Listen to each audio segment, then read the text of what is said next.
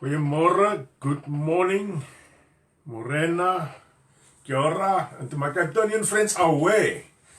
This morning we talking with my son Zan. He's our local, can I say, professional spearfisher and fisherman. Zan, you can shift in that I can see your ugly mutt. It's early in the morning. Good morning. Yeah, for me, I think I'm glad, you must sit near, you can see yourself there. I think I'm glad you joined us this morning, so let's say hi to a few people. Brett saying the view looks amazing, Janita saying good morning. Guys and girls, if you've got any questions regarding spearfishing, I think it's now the time to ask. If you've got any questions regarding normal fishing, it's now the time to ask, so feel free, ask away. We will be viewing you on a different monitor just to see what the questions is there. So, alright, Zan, tell us a bit more about, let's say, spearfishing. Spearfishing in New Zealand, really good. So, this is more about the North Island, because that's kind of where my knowledge is from. So, on the eastern side of the North Island, this is the side we're staying on. That's known as the good side. It's the calmer side of the ocean, clearer water. Then you get the west side. That's the rougher water, dirtier, but when it's clean, it's really good as well. So in New Zealand, if you can dive up to 10 meters, you can pretty much shoot any fish or any of the really big New Zealand species, if you can call it that. That's not the bubble thing. Yep, just about scuba. Yep. Just free diving. If you can get to 5 meters, you can shoot big fish as well. New Zealand is known for the really, really big kingfish, or geelster, yellowtail. Over here it's just called kingfish. So the kingfish is the same one as the geelster in South Africa? Yep. Okay. Just probably a subspecies or something, but Alright. they get really big. Every year there's at least a few over the 40 kg mark that comes out. Now he brought out a few of 20 kg already, so... And every now and again, well, actually this time of the year you get a lot over 30 kg. So yeah, no reason why you can't shoot anything like 15 kgs plus on a weekend. Quick question from Carl coming in there. Do you need a license to... No. New Zealand, saltwater fishing, spearfishing, anything in the ocean, it's the people's place, it's the country's waterway, so no license is required because they feel that they can't take anything away from the people. Freshwater fishing in New Zealand, however, you need a license. Unless you're targeting crayfish, but yeah, kind of just a little loophole, but still freshwater fishing, you do need a license. Koi is the same stuff that you guys keep there in the little bowls, and you say it looks so beautiful. It's a pest here in New Zealand, and these guys actually, if they catch it, they have to remove it from the dam. Yep. So you're not allowed to even throw it back, so... Otherwise, it's like a $5,000 fine or 5 years in jail. Alright, let's quickly talk about, but the normal guy arriving at New Zealand doesn't have a boat. So boat fishing is absolutely lovely. So if you get a spot on a boat with any of your friends, go for that. Without a boat, what do we do? You don't have a boat, you don't have a friend with a boat. What's the other thing? I want to go catch fish. Do I do it from the beach, whatever else? From the beach, like I said, some areas are really calm, so we'll just swim through the waves. In the ocean, head towards a little island that's local with us, and I mean, you can still shoot kingfish from the side. Those kingfish that you guys saw in December that we posted with him and Pete, it was shot about, 50 meters from the side? Oh, yeah. 100 meters. They just swam from the beach to this little pinnacle of rock that stood there, and they shot the kingfish around there. Yep. And both of them was in the 12 to 20 kg range. Yeah, mine was a bit smaller, and the other one was at least 12 or 13, I think. And I often get that a fisherman says this was a smaller fisher. Alright. Question was that popped up from Carl Lazar asking, any limits on the crayfish? Yes. You can take 6 crays a day. So no seasonal limits. It's 6 crayfish a day. And size? I think the males, well, it's not like in South Africa where we measure the body, we just measure the width of the tail, the second spiky thing on the tail, not sure what it's called. Okay. I think for a joint of thing. Yeah, for a male it's 52 millimeters, for a female it's 64 or 62, but it's, yeah, a bit of a difference. there's a bit of a season, well, not really a season, but like, you know, when crayfish shed their skins or their bodies and then they're soft, then you're not allowed to take them. Also when they're in berry, so when you pick them up and underneath the tail it's full of eggs, you can't take them as well, got to chuck them back. Andre asking us about the sharks here, and I mean, sharks has never been a major thing in New Zealand, but we've seen a few shark spottings this last December actually. So what do you do when you see a shark? Lots of bronzies around, like honestly heaps of them. This harbour that you always see the beautiful view of, that's kind of where they breed. But it's bronzies, they are pretty calm, they just tend to cruise by. Unless they're circling you, then it's not fun anymore. Lots of makos, then the odd great white, which is probably seen once every summer. And I mean, there's so many boats going in and out of Tauranga, so to see one great white in this area, I know Auckland has had a few sightings, and then up north a bit more, there's a bit more great white sharks, but yeah, not such a big problem as in Gansbaai. Then someone asked, wat se aas gebruik jy om 'n mermaid te vang? Pink gin and tonic. I think that works well. Depending how you want them to look, that's the other thing. The other thing that I want to quickly touch base on, land-based fishing. So you take your rod, your ass, your bait, and you go and stand on the beach. Yep. What do you catch, and what should you use there? Right, so fishing from the side, you can opt to fish from the beach or the rocky areas. Some guys are catching kingfish from the beach, so Gilster this time of the year, just sliding live baits out. Some even getting picked up on like squid baits and whatnot. The rocks are pretty good. Like a New Zealand thing is to burley, so got a little string and a bag of burley, so it's like minced up fish and fish oils. Chuck that in the rocks, and as the rocks wash, you know, as the water washes against the rocks, it burleys, so it just spreads the scent, and little bait fish come in, and after that obviously all the bigger things follow. So that's a really good way to fish. People do that off the boat as well. But yeah, snapper, a little pelagic fish we call kahawai, trevally, kingfish, John Dory. All from the side. All from the side. So okay. This time of the year it's really good, like end of Jan it picks up through to April, May, and then the water temp cools down. So once the water temperature starts to cool down, that happens like beginning June, all the big fish move deeper. So from like June you will still see the odd kingfish, but yeah, like December when the water warms up a bit more, all the fish come back in. So it's really a big difference between winter and summer diving. Winter, although it does go into summer a little bit, but winter is good for cray diving or getting crays from the boat with your pot. So pot is like a basket that you throw down. There's some bait in there, and there's a cray go in there, and you pull this up. Very much used on the west coast of South Africa as well. Very much the same type of thing. I see there's a question, a very interesting question. How many fishing rods do we have? Really, too many.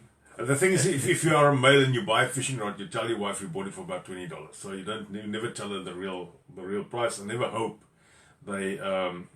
she sells it for the price I told her I bought it for. So it'll be a massive loss. What else is there? Let's just have a look, and the taste. They all taste really good. Kingfish, like Hilster, baie lekker. This is a decent fish, a real decent fish. Kahawai, to be honest, in a pan, really average, but a big thing in New Zealand is smoking fish. If you chuck a kahawai in the smoker, it is... Oh yeah, it's probably better than a smoked snook, quite frankly. Yeah, it's good. And you can buy these little smokers for what, about $20 plus? Yeah, 20-30 bucks. Yeah, $20-30 from a warehouse. You just chuck it into the barbecue and you quickly have smoked kahawai there. And it's absolutely ridiculous lovely. The same with the kingfish, you can smoke that as well. But let's take a step back from the kingfish or from the fish and the crays.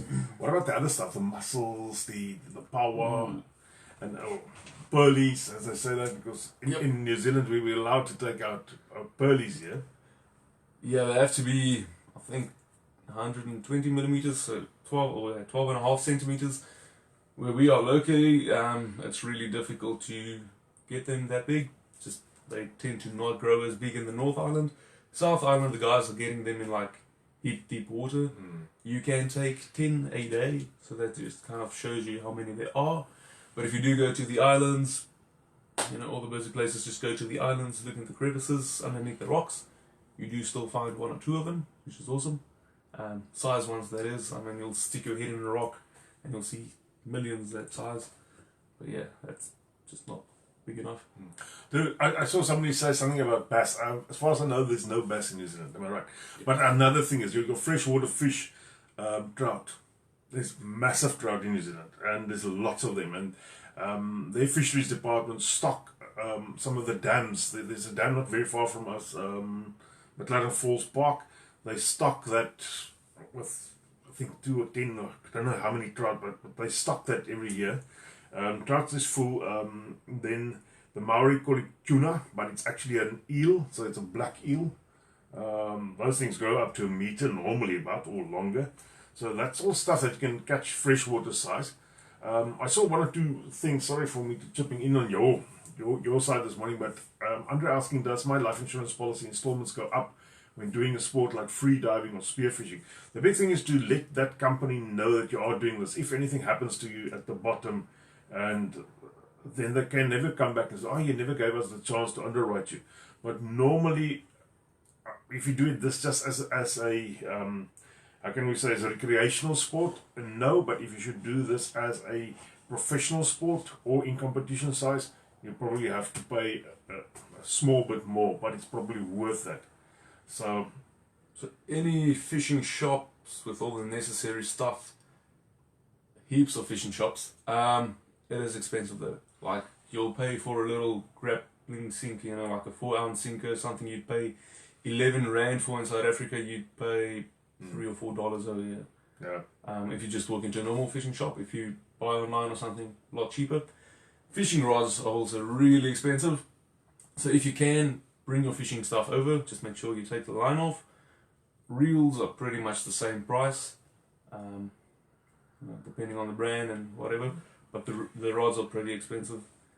And in New Zealand, we buy a lot of stuff online. We buy a lot of stuff through AliExpress, which is your Chinese type of shops. But on the end of the day, that do arrive very quickly in New Zealand. So all your hooks and those type of things very cheap if you buy it out of China. So no problems. Question here: no license needed for spearfishing. No license for sea. Just for when you're fishing in freshwater.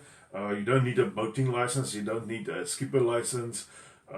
Which is make it actually a bit more dangerous, because there's a lot of hectic people out there that doesn't understand what 5 knots is when you're on the harbour, and they just flat taps it to get out into the ocean. So that's a few things. And then sometimes even the guys with the jet skis, there's also no license needed there, but some of them is also very the Afrikaans word is roekeloos, or reckless as the English would say. So yeah, I think it's up to 7 meters, maybe even a bit more. You don't need a skipper's license at all. Which that's means, the size of the boat. Yep.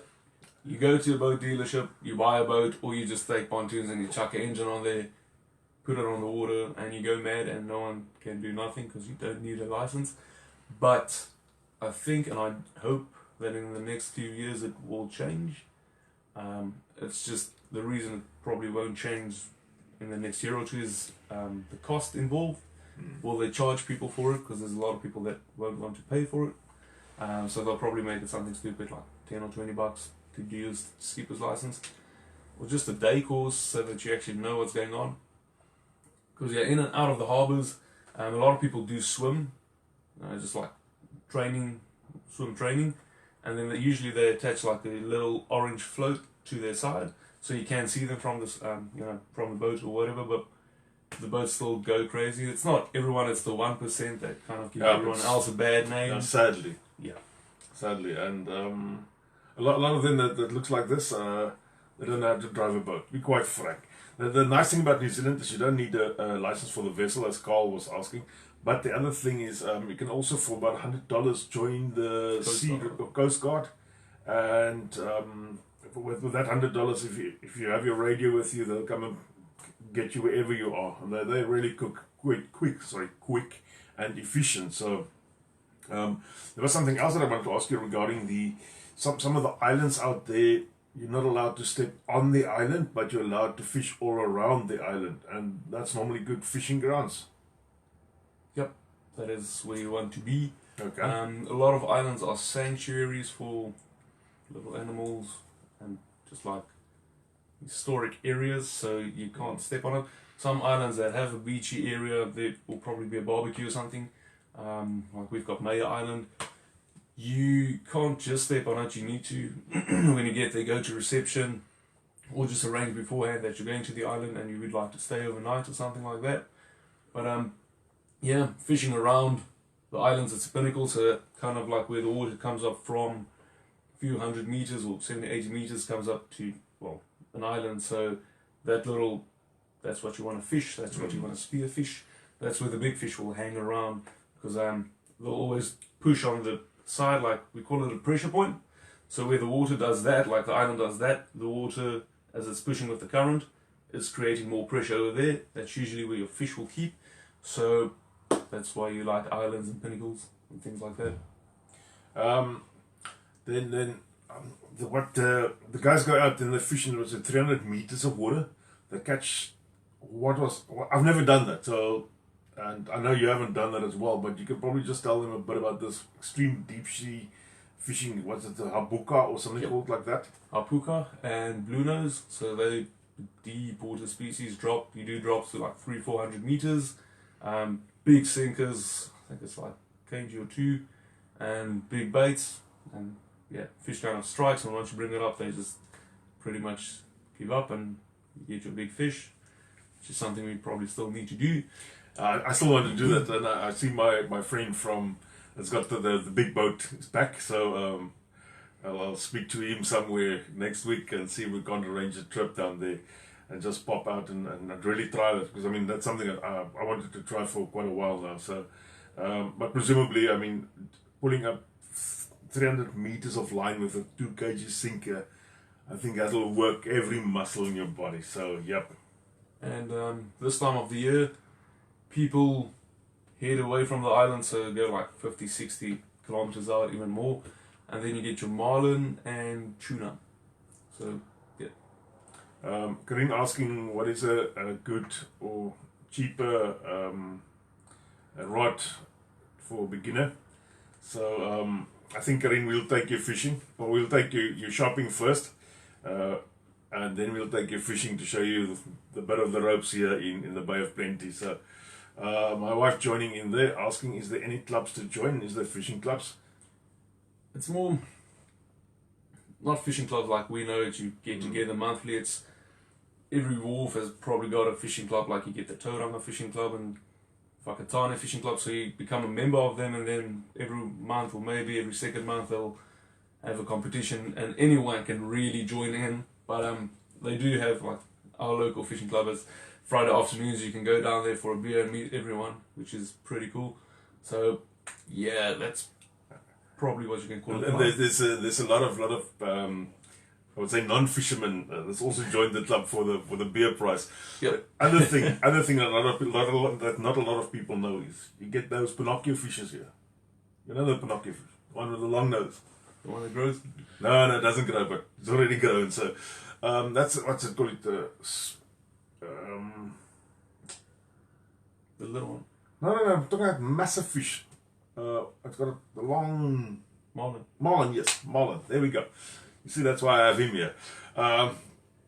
Marlin is also a big thing here. It's quite expensive to go and catch. So if you have a bit of tong or you win the lotto, you go and catch yourself a marlin. It's really something. If any of you want to sponsor me, I'm willing to go and do that. I'll name you in the next video, so keep that in mind. I'd really love to go and do a bit of marlin, but it's quite expensive to do that, and but they have massive competitions about marlin here. I mean, this time of the year. Yeah, this time of the year, it's absolutely big, and it's massive to see those fishes coming out. Sad to see that those fish have to come out. Yep. Sarah asking, do you get sick on the water? The water is Depends on the day. Still, yeah, it depends on the day, but it can also pick up very quickly, and even a small swell like this can become very choppy. So it doesn't need to have massive waves like you get in a Natal, but it could become quickly. And then it depends on the boat as well, because in New Zealand a lot of people have tinnies, so it's an aluminium boat, and I mean you can get a big aluminium boat up to like 7-8 meters, so it's lighter, a bit more fuel efficient. So that's kind of why most people use it, and it's durable as well. But being a bit lighter, they are not unstable, just a bit, they fuel the water more. Whereas your fiberglass, we know the fiberglass boats sit nice and deep. So yeah, but you do get days where it's like a mirror when you go out to 30-40 kilometers. Oh yeah. And then you get your choppy days where it's a bumpy ride. So. Other thing, the Coast Guard is extremely effective. I see there was a question regarding that. Coast Guard is extremely effective, but you need to have a way to contact them. So it's a good thing to have a radio. We bought a little radio yesterday for us to carry with when we go out. So and you need a way to contact them, and if you are a member of them, they will come out for free to come and fetch you there. A bit of difference between the boats in, I was trying to see what's the time, bit of difference between the boats in South Africa. South Africa loves the catamarans. New Zealand is what he said just now, tinnies, which is a aluminium type of boat. Yep. Aluminium type of boat, very thin hull, a very light boat, and even a smaller engine can take that boat very far. Then they do have the V-hull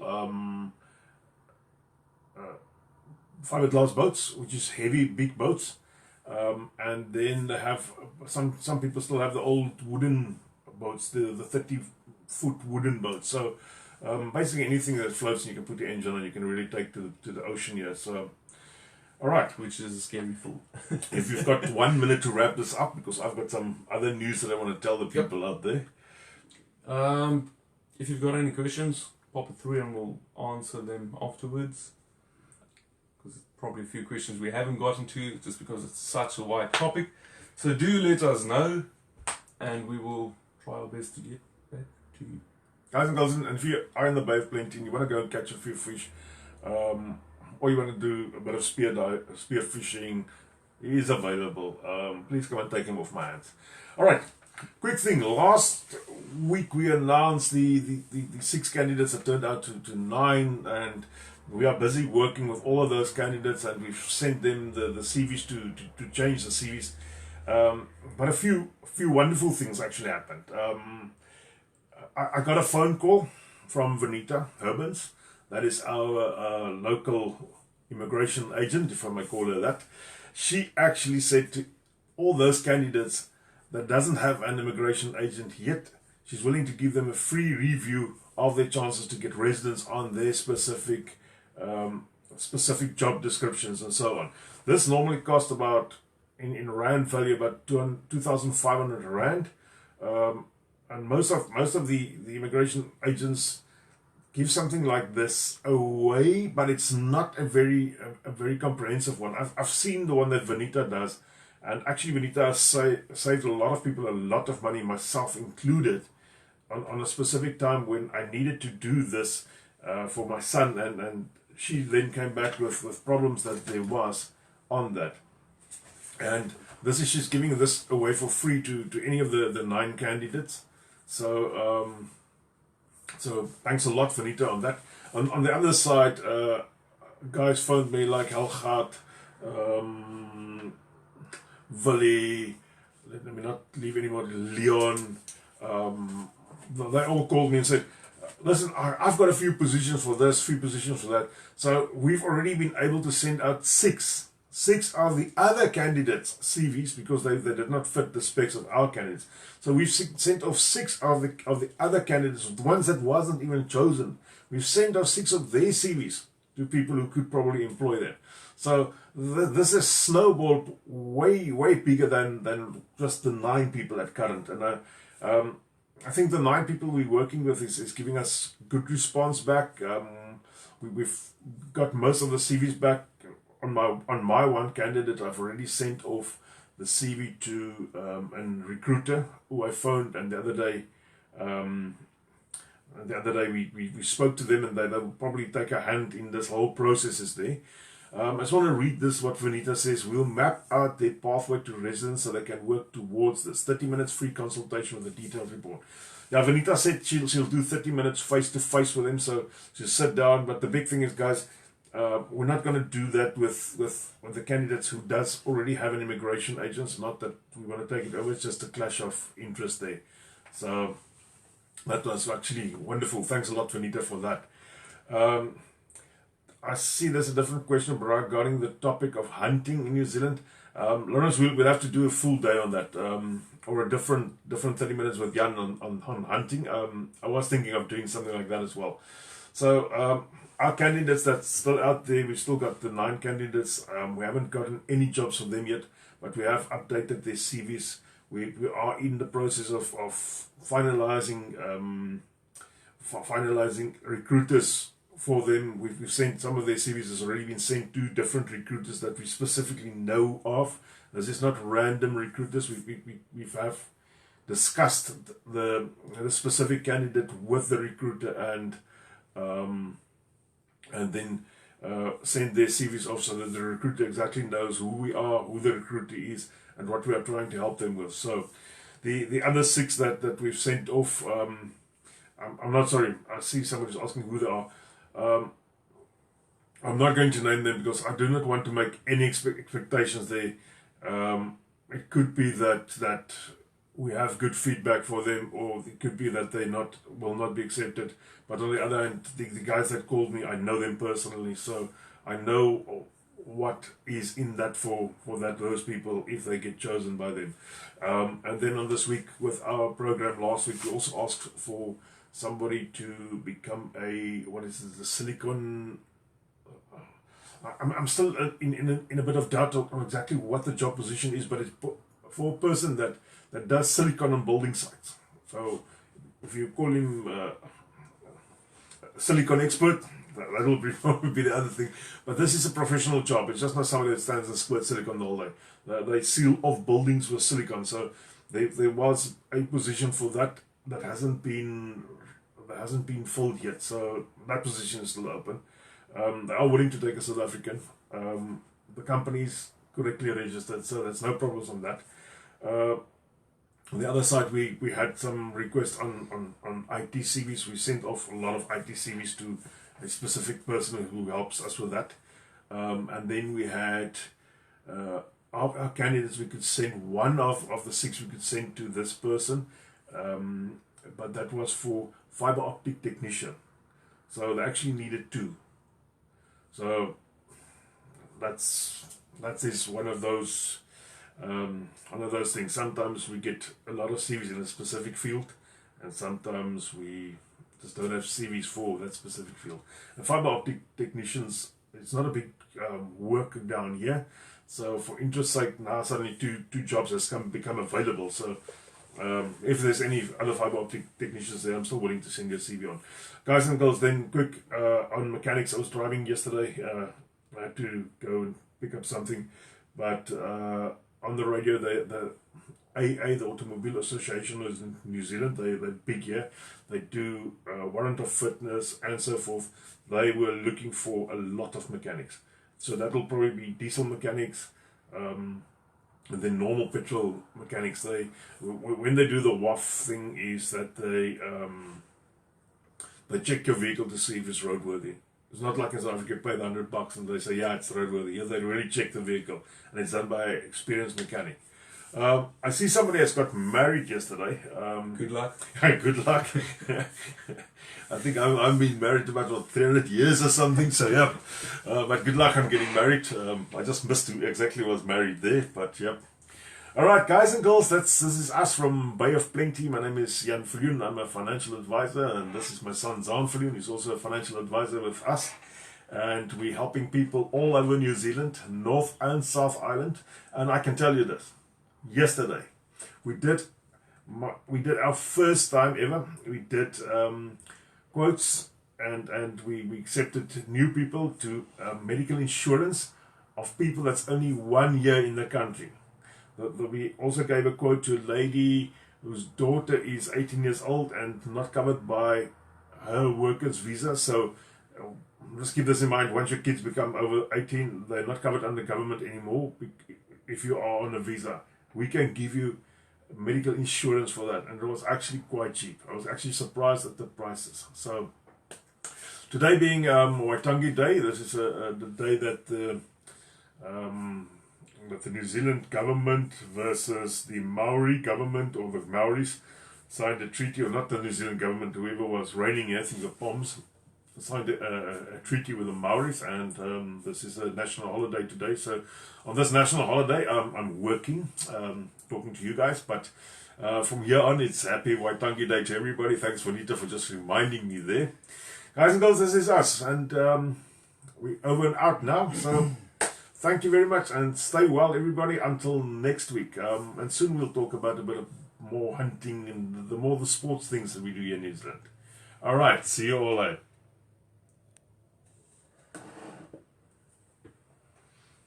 Lovely day out there. Need a theme song. Ah. Bonita says Captain Cook. Captain Cook found this island, and then he got anxious when the Maoris stormed him on the beach. He didn't understand that they want to play rugby.